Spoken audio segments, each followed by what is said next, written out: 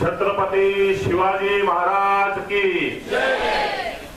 छत्रपती शिवाजी महाराज, छत्रपती संभाजी महाराज आणि आई जिजाऊंना वंदन करून आपण या कार्यक्रमाची सुरुवात केली। आणि चंद्रनील सोशल फाउंडेशन दरच वर्षी वेगवेगळ्या सामाजिक उपक्रमांमध्ये सहभाग घेत असतो। मागील 10 वर्षांपासून असंख्य अशा उपक्रमांद्वारे वेगवेगळ्या स्तरातील जनतेसाठी वेगवेगळ्या प्रकारची कामं करण्याचं काम चंद्रनील सोशल फाउंडेशन करत असतो। मग बांधकाम कामगारापासून ते मुलांना विद्यार्थ्यांना स्कॉलरशिप मिळवून देण्यापर्यंतचा किंवा सर्व शासकीय योजनांचा लाभ शेवटच्या घरापर्यंत किंवा जनतेच्या शेवटच्या स्तरापर्यंत पोहोचला पाहिजे या हेतूने चंद्रनील सोशल फाउंडेशन मागील 10 वर्षांपासून मग स्त्री सन्मान असेल किंवा स्त्री सशक्तीकरण सबलीकरण असेल, विद्यार्थ्यांचं शिक्षण असेल किंवा गरजूंना वैद्यकीय मदत असेल, अशा असंख्य माध्यमातून आपण काम करत असतो।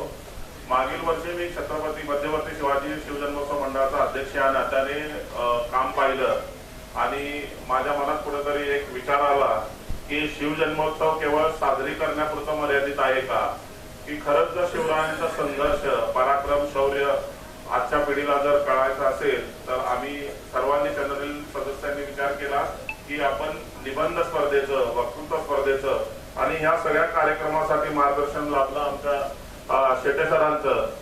आणि खरंच शिवरायांचे विचार अंगीकारणं किती गरजेचं आहे आणि जर अंगीकारायचं असेल तर त्यांचे विचार आपल्याला माहिती हवेत। यासाठी परिवारातील प्रत्येकासाठी आणि प्रत्येक परिवारासाठी माझा शिवबा या लेखन स्पर्धेचं आयोजन या वर्षापासून आपण करतोय।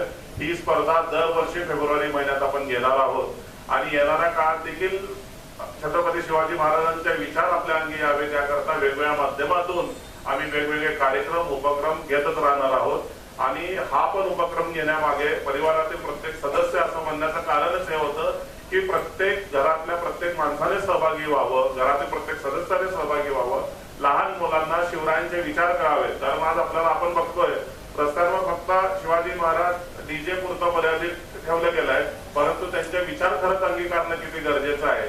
डोक्यावर घेऊन आपण शिवाजी महाराजांना नाचूयात, पण त्यांचे विचार पण डोक्यात घेणं किती गरजेचं आहे आणि हे आपल्या परिवारातील प्रत्येक सदस्याला कळावं। किंवा या निमित्तानं, या लेखन स्पर्धेच्या निमित्ताने महाराजांबद्दल वाचलं जाईल, लिहिलं जाईल आणि त्यांच्या कार्य लोकांपर्यंत, नव्या पिढीपर्यंत कळेल, याच उद्देशाने आपण या लेखन स्पर्धेचं आयोजन केलं होतं। आणि आपल्याला सगळ्यांना सांगायला आनंद होईल की जवळपास हे पहिलंच वर्ष असलं तरी जवळपास 1300हून जास्त निबंध आमच्यापर्यंत पोहोचले। हे आपल्या सर्वांचं श्रेय आहे। आणि बऱ्याच लोकांनी किंवा सहभागी घेतलेल्या प्रत्येक स्पर्धकांनी आम्हाला फोन केला की आमचा नंबर आलाय का, आणि आम्ही कुठेतरी स्वतःला कमी मानतोय की आम्हाला त्यातूनच 60 काढायचे होते। खरं तर सगळे सहभाग झालेले सगळे हे विजेते आहेत, कारण त्यांनी भाग घेतला, शिवरायांबद्दल वाचलं आणि लिहिलं।